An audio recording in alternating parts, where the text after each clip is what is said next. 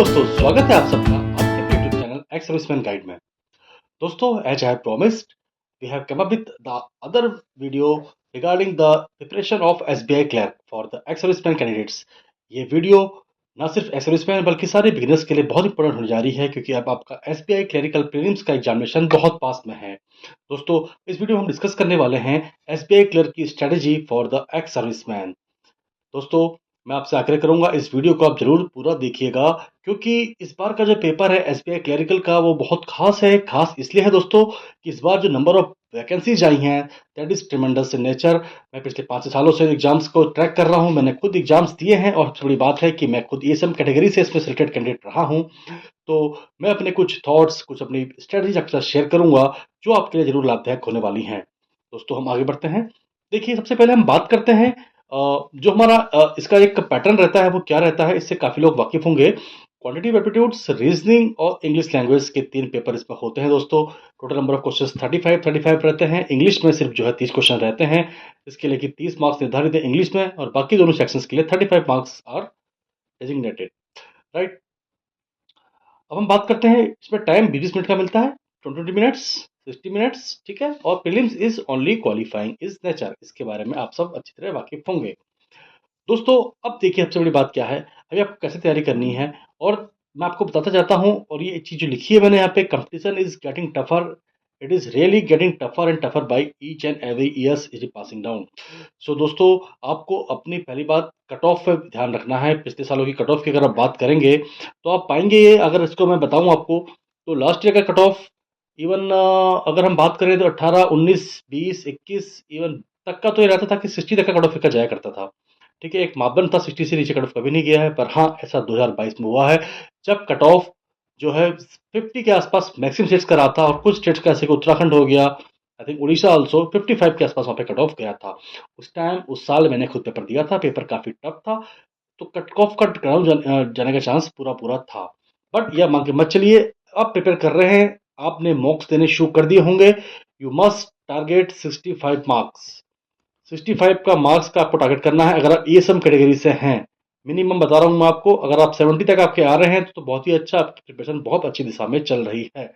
Sectional plus overall cut off यहाँ पे matter करने वाला है। सेक्शनल का वैसा कोई इशू इसमें रहता नहीं, बट ओवरऑल कट ऑफ के लिए भी आपको हर एक सेक्शन को अच्छे से प्रिपेयर करना होगा। दोस्तों, मैं कहूंगा इसमें आपको you must avoid gas work, क्योंकि निगेटिव मार्किंग से बहुत फर्क पड़ता है।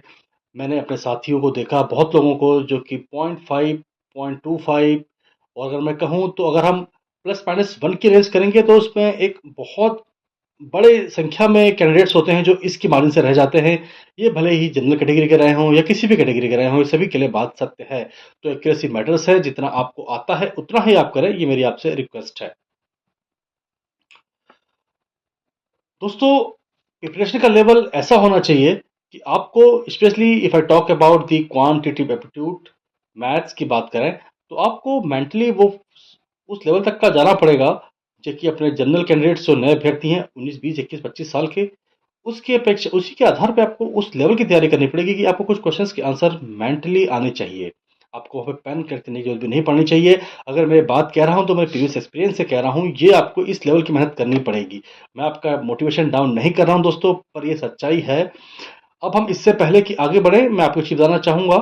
देखिए, मैं क्वांट के बारे में इस बार भी चर्चा करने वाला हूं विस्तृत रूप से, कि क्वांट को आपको एक एक्स सर्विसमैन को या फिर जो नया अभ्यर्थी है जो एकदम रूख है अभी, वो कैसे अप्रोच करेगा।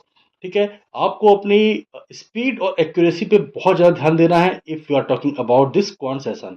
दोस्तों, क्या होता है, मैं आपको चीज बता देता हूँ आगे बढ़ने से पहले, कि जो हमारा चैनल, जो हमारा अभी एक x serviceman guide Telegram channel है, एक्स सर्विसमैन गाइड, जो हमारा स्पेलिंग हमने इसमें किया हुआ है हमारे चैनल में, यूट्यूब चैनल में, सेम टू सेम स्पेलिंग है, उसको आप पक्का फॉलो कर लें। अभी मैं आने वाले, अब जितने भी दिन बचे हैं उसमें आपकी बहुत इंपॉर्टेंट चीज़ मैं आपके साथ शेयर करने जा रहा हूँ। मैं इसका लिंक यहाँ पे कमेंट बॉक्स में दे दूंगा, काफी लोग जुड़े हुए हैं उस पर आप जरूर आए, specially if you are preparating for the SBI clerical examination और any type of government examination, and if you are ESM, और आप 1 साल में या 2 साल में रिटायर होने वाले हैं और आप एक अच्छा सेकंड करियर चुनना चाहते हैं। तो दोस्तों, हम बात कर रहे हैं क्वांट की। क्वांट में यहाँ पे स्पीड एक्यूरेसी बहुत ज्यादा मायने रखती है। इसीलिए मैं आपसे कह रहा था कि जो पेन पेपर मेंटल वाला अप्रोच बताया मैंने, वो इसीलिए बताया आपको। दोस्तों, देखिए, आपको एटलीस्ट अभी टाइम आपके पास 12-14 दिन है या 10-12 दिन है, तो आपको 30-40 मिनट्स क्वांट में कम से कम पर डे की प्रैक्टिस मस्ट है। ये जो व्यक्तियों के लिए कह रहा हूँ जिनकी तैयारी एक लेवल तक पहुंच चुकी है। राइट। आपको पहले बेसिक कॉन्सेप्ट पे अपना ध्यान देना है। ठीक है। आपको क्वेश्चंस अटेम्प्ट करने हैं जो आपने पढ़ लिए हैं। और सबसे इंपॉर्टेंट बात जो है इसमें दोस्तों वो ये है कि आपको क्वालिटी का ध्यान रखना है। अगर मैं कहता हूँ क्वालिटी को आप प्रेफरेंस देंगे क्वांटिटी के ऊपर, तो मेरा मतलब यह है कि आप ईएसएम कैटेगरी में हैं, आपको बहुत सारा 35 में से 35 क्वेश्चन नहीं करने हैं दोस्तों। Do not try to crap everything by studying the entire syllabus. Follow the rule of quality over quantity. सिर्फ उन्हीं क्वेश्चनों पे आप ध्यान देंगे, क्वेश्चन एग्जामिनेशन में आप वही अटेम्प्ट करेंगे जिसपे आपकी पकड़ पक्की है। इस बात को आप गांठ बांध के रख लीजिए। राइट। आपको पूरा पेपर कभी भी सॉल्व नहीं करना है। जो नहीं आ रहा है आपको तुरंत छोड़ देना है, अगले क्वेश्चन में बढ़ जाना है। इसको मैं बार बार कहते आया हूं, जो हमारे ऑफलाइन से हमसे जुड़े हुए हैं उनसे चर्चाएं होती है इस बारे में। मैं फिर आपसे कह रहा हूं, जो क्वेश्चन में अटक रहे हो आपको बिल्कुल उसको छोड़ देना है। आप इस जो स्ट्रेटजी बताने जा रहा हूं उसको आप पूरा ध्यान रखिए, मैं आपको पूरी गारंटी दे रहा हूं। ईसएम कैटेगरी में आपका अगर ठीक ठाक अभी if you are scoring now days in the mocks around 60 के आसपास, 55-60 के रेंज में भी आ रहा है, then also you are having better chances. Right. आपको जस्ट सुनना है और फॉलो करना है इस चीज को। राइट। हम बात करते हैं देखिए स्पीड मैथ्स की। एक बहुत बड़ा यहाँ पे हमारे पास एक एसबीआई क्लरिकल मेंस की बात करूं, बस क्लरिकल मेंस की बात करूं, स्पीड बॉस का एक बहुत बड़ा हमारे पास 25 के आसपास के मार्क्स रहते हैं जो कि स्पीड से मिला निकाल सकते हैं। 20 से 25 मार्क्स बहुत मायने रखते हैं। और ये हमारे सारे ईएसएम कैटेगरी के बंदों के लिए मैं कहता हूँ, या जो हमारे नए स्टूडेंट्स हैं, नए जो अभ्यर्थी हैं, उनके लिए मैं कहूँगा स्पीड मैथ्स पर आप बहुत अच्छी पकड़ रखिए। देखिए सिंप्लीफिकेशन एंड अप्रोक्सीमेशन ये आपको 10 से 15 नंबर देने वाले हैं दोस्तों। 100% बात सही है। इतना हमेशा क्वेश्चन आते रहे हैं।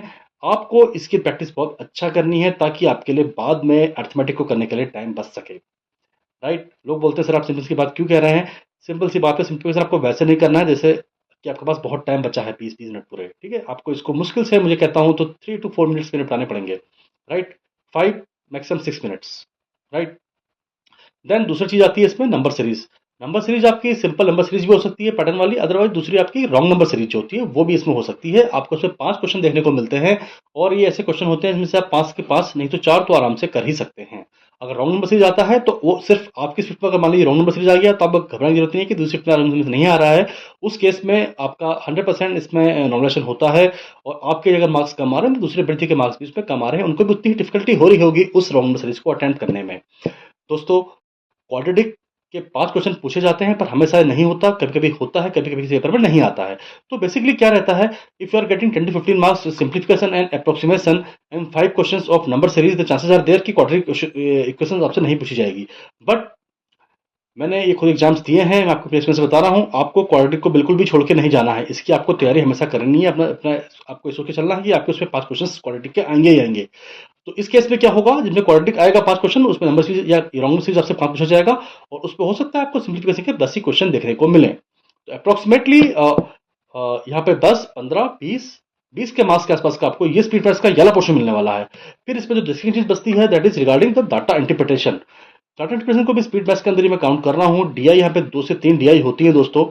और 2 डीआई में से मैं आपसे ये कहूंगा कि प्रत्येक अभ्यर्थी को एक डीआई तो ऐसी आती है, वो कोई सी भी डीआई हो सकती है। ठीक है। बार वाली डीआई भी हो सकता है, या आपका नॉर्मल जो एक वेन ग्राम वाली आती है वो डीआई हो सकती है।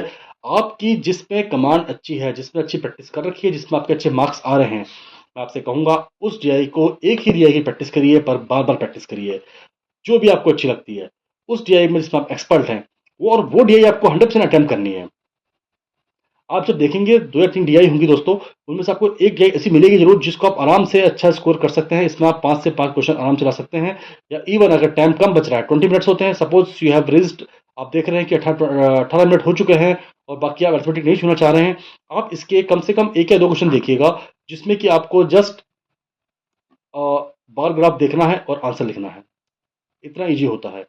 तो 1-2 क्वेश्चन आपको ऐसे मिलेंगे। अगर आपने 15 से 20 क्वेश्चन वहां कर लिए, 2 क्वेश्चन यहाँ, 22 क्वेश्चन, बुरा स्कोर नहीं है, अच्छा स्कोर है ये सब कैटेगरी के लिए। राइट। जिन लोगों की मैथ्स कमजोर है या एवरेज अभी है या उनकी प्रैक्टिस उतनी नहीं हो पाई है, ये मैं उन लोगों के लिए यहाँ पे बात करने जा रहा हूँ।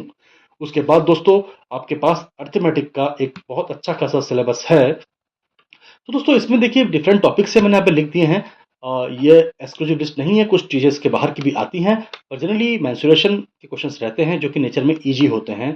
ठीक है, मिक्सर एलिगेशन थोड़ा सा कहीं पे किसी विद्यार्थी के लिए अच्छा हो सकता है, किसी को ये बहुत टफ लगता है। नंबर सिस्टम ओके, परसेंटेज के इजी क्वेश्चंस आते हैं, probability, permutation, combination, profit loss, puzzle छोड़ दीजिए, ratio, proportion, time and distance. ठीक है, तो इसमें क्या है कि आप इसमें देखो किसी का ऐसा होगा ना मेंस्ट्रुएशन में अच्छा कमांड होगा, राइट, कुछ लोगों को इसमें परसेंटेज वाला बहुत इजी लगता होगा, right. Same thing goes with the profit loss and ratio and proportion. तो इसमें अगर आपकी मैं आपसे ये कहूंगा कि जो मैंने क्वालिटी वर्सेस क्वांटिटी की बात की थी, इसमें सब एक दो टॉपिक तो आपको ऐसे होंगे ना, उसको आप अच्छी तरह लर्न कर लीजिए, मीन्स जिसमें भी आपको अच्छा कमांड है, जिसमें आपको लग रहा है कि आप इजी क्वेश्चन कर लेते हैं, उसके मैक्सिमम नंबर ऑफ क्वेश्चन आज के बाद आप हर दिन बनाएंगे। कम से कम आपको 20 क्वेश्चन की प्रैक्टिस करनी है, जिसपे भी आपका कमांड अच्छा है। दोस्तों जितना मैं कह रहा हूँ आप सच मानिए, सिर्फ उतना ही आप करके जाएंगे तो भी आपका ये क्वांटिटी एप्टीट्यूड का पेपर क्लियर हो जाएगा, और इसके आधार पे आपकी अच्छी चांसेस रहेंगी कि आप अपना जो है एसबीआई क्लरिकल मेंस तक की दहलीज तक का पहुंच पाए। जैसा मैंने आपको बताया, मैं फिर से रिवाइज कर देता हूँ एक बार, आपको स्पीड मैथ्स को बिल्कुल भी नहीं छोड़ना है। स्पीड मैथ्स में जितने भी क्वेश्चंस मैंने बोले हैं आपसे, उनकी प्रैक्टिस करनी है, जल्दी से जल्दी करना है, कम से कम टाइम में करना है, कम दिन एक्यूरेसी का बहुत ध्यान रखना है। डीआई आपको एक कम से कम जरूर करके आनी है, और इनमें से अर्थमेटिक में से कभी कभी होता है डिमांड में इतना प्रेशर रहता है उस टाइम एग्जाम टाइम पे, आपको कुछ इजी क्वेश्चंस भी सॉल्व नहीं हो पाते। अगर ऐसा होता है तुरंत आपको स्विच आउट करना है अर्थमेटिक में, और अर्थमेटिक में वो क्वेश्चंस जो आपके 2-3 मार्क्स के ऐसे होते हैं जो आपके 1 या 2 मिनट में 2 या 3 क्वेश्चन पूरा हो जाएंगे, उनको 100% कर करके आना है। स्विच करना बहुत इंपॉर्टेंट है, जो नहीं आ रहा है उसको छोड़ना बहुत इंपॉर्टेंट है दोस्तों।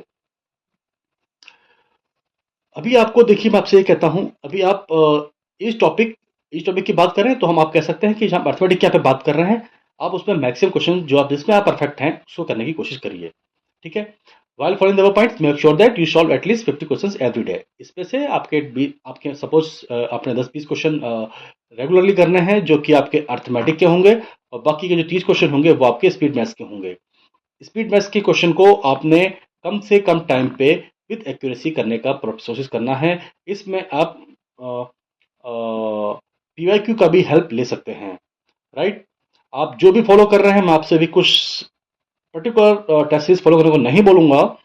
आप भले ही टेस्ट बुक फॉलो कर रहे हो, अड्डा 247 फॉलो कर रहे हो, वॉलीबॉल फॉलो कर रहे हो, प्रैक्टिस मॉक पूरे फॉलो कर रहे हो, गाइडली फॉलो कर रहे हो, क्या करना है, अगर आप प्रैक्टिकली मेरा गाइडेंस मेरे से पूछना चाहेंगे, आप मुझसे टेलीग्राम में मिलिए, टेलीग्राम में मुझसे पूछिए, मैं वहां आपको बताऊंगा कि कौन सी टेस्ट सीरीज आपको फॉलो करनी चाहिए, जिसका कि पैटर्न लगभग लगभग एग्जामिनेशन के लेवल का रहता है।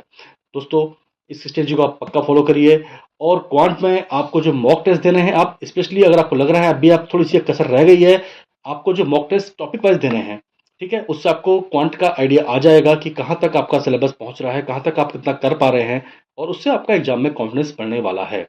ठीक है, आप उसी प्रकार से अपनी जो मेन एग्जाम होगा उसके लिए आप स्ट्रेटजी तैयार कर सकते हैं, किस टॉपिक में कितना टाइम आप ले रहे हैं, कितने आपके एवरेज मार्क्स आ रहे हैं, कब आपने डीआई को पहले किया तो आपके कितने मार्क्स आए, आपने स्पीड मैथ्स को पहले किया तो आपके कितने मार्क्स आए, या आप कहीं पे फंस गए बीच में तो आपने स्विच कर दिया अर्थमेटिक में तो आपके कितने मार्क्स आए। दोस्तों ये बहुत कारगर रहेगा, अगर जिस भी अभ्यर्थी को क्वांट में प्रॉब्लम हो रही है वो इस स्ट्रेटजी को जरूर अपनाए, प्रैक्टिस दे, सेक्शनल मॉक दे, डिफरेंट टाइप से अपने एग्जामिनेशन को देने की कोशिश करें, कभी स्पीड मैथ्स को पहले बना ले, कभी अर्थमेटिक को पहले बना ले, कुछ क्वेश्चन कैसे छोड़ने हैं उसकी प्रैक्टिस कर ले। तो इससे जो ये टूल्स हैं ये आपके जब आप एक्चुअल एग्जाम में जाएंगे ये आपके लिए बहुत बहुत सहायक सिद्ध होंगे दोस्तों। फिर भी देखिए हर चीज़ यहाँ पे बताना पॉसिबल नहीं हो पाता, मैं अगर आप सब लोग एग्री होंगे, सबको लगेगा ऐसा कि हाँ ये चीज़ सही है, आपके लिए कार्य कर रही है, 2-3 दिन बाद मैं अपने टेलीग्राम चैनल में या फिर यहाँ पर एक पोल करवाऊंगा। अगर आप एग्री होंगे तो एक हम लाइव सेशन करने वाले हैं जिसमें कि आपको मैं और आपकी जो जेन्युइन क्वेरीज हैं उसको अल्टीमेटली लाइव आपके सामने आकर के सॉल्व करने की कोशिश करूंगा। ठीक है, ultimate thing is practice practice and practice, it is the only thing which you have to keep in mind, right. तो दोस्तों अब इसके बारे में हमने बात कर ली थी पहले ही, तो मैं आप कहता हूं अभी घबराने का कोई जरूरत नहीं है, राइट। ठीक है, तो इसके बाद हम अगेन एक जो है क्वांट की स्ट्रेटजी के बाद हम रीजनिंग और इंग्लिश की स्ट्रेटजी लेकर के आएंगे।